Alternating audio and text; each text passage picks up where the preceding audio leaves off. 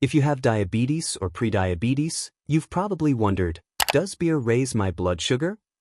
The short answer is yes, but the reality is much more complex, and understanding this could make a huge difference in your health. Beer can not only spike your blood sugar at first, but it can also cause it to drop later. But why does this happen? It all comes down to two key factors: carbohydrates and alcohol. Every beer has a unique combination of these, and its effect on your body might surprise you. Stay until the end because I'm going to reveal how beer really impacts your blood sugar and what you should do to drink it wisely. Don't miss it.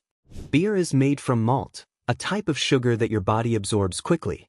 This means that when you drink a beer, its carbohydrates break down into simple sugars and go straight into your bloodstream.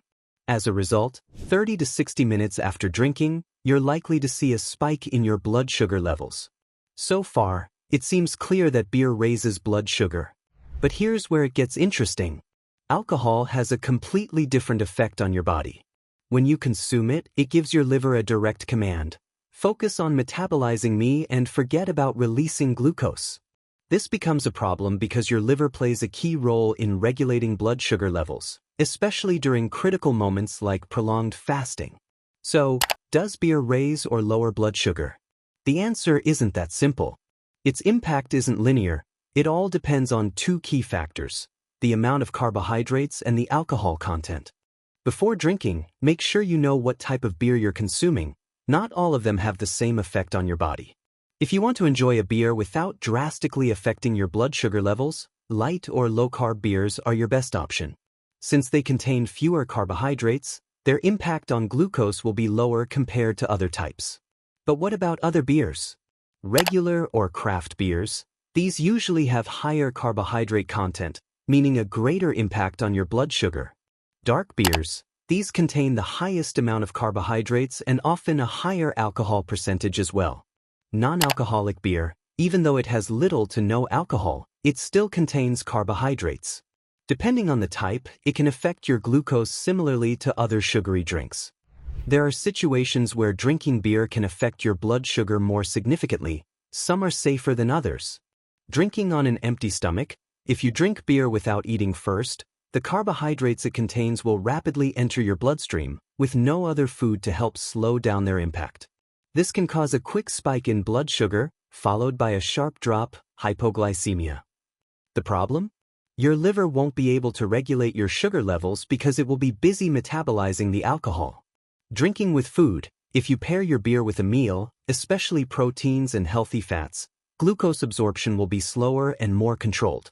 This helps prevent extreme sugar spikes. But be careful. While drinking beer with food is a safer option, it doesn't mean you can overdo it.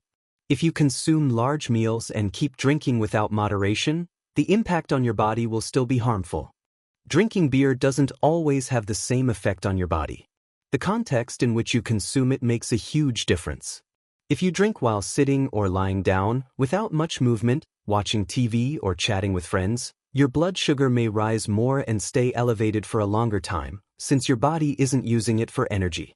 If you drink at a party, while dancing, or at an event where you're moving a lot, your body will burn the sugar from the beer faster. However, there's another risk here. If you haven't eaten enough complex carbs, you could experience hypoglycemia, dangerously low blood sugar. If you're going to be very active while drinking, it's recommended to have a snack with complex carbs, fiber, fat, and protein to keep your glucose stable and avoid unexpected crashes. If you take certain medications to manage blood sugar, combining alcohol with these drugs can lead to serious complications. Insulin or sulfonylureas, glibenclamide, glympyride. These medications increase the risk of severe hypoglycemia because they already lower blood sugar, and alcohol amplifies that effect. Metformin.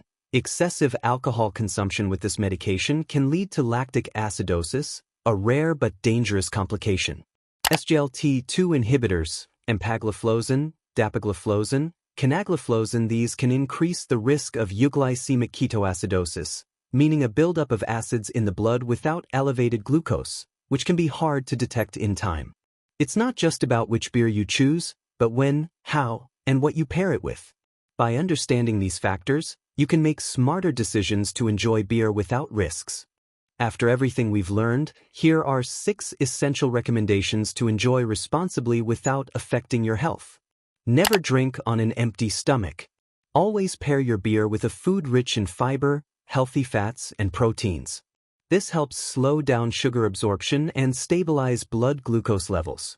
Choose light or low-carb beers. Light beers have less impact on your blood sugar compared to regular or craft beers. Opting for these options will help minimize glucose spikes. Moderate the amount and time between beers. Drinking 1 or 2 beers occasionally, with enough time between each, makes it easier for your liver to process them and reduces the impact on glucose.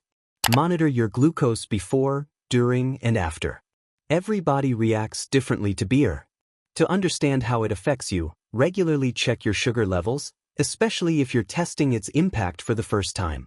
Don't confuse hypoglycemia with drunkenness. The symptoms of low blood sugar can resemble those of drunkenness. Carrying a glucose monitor with you can help you detect and treat hypoglycemia in time. Avoid mixing beer with other types of alcohol. Each alcoholic drink has different levels of carbs and alcohol. Additionally, mixing them with sugary sodas or mixers can increase the risks. It's best to stick with one type of drink. If you're going to be constantly moving, dancing, or exercising, carry a snack with protein, healthy fats, and fiber to avoid sudden drops in blood sugar. Beer, like any food or drink, is not forbidden. It's about learning to manage it intelligently. My intention is not to promote its consumption, but to provide you with the necessary information so that, if you choose to drink, you do so responsibly without risking your health. Remember, the key to managing diabetes and prediabetes effectively is an integrated approach that combines medicine, nutrition, and psychology. If this video helped you, leave a like and share it with someone who needs to know this information. See you in the next video.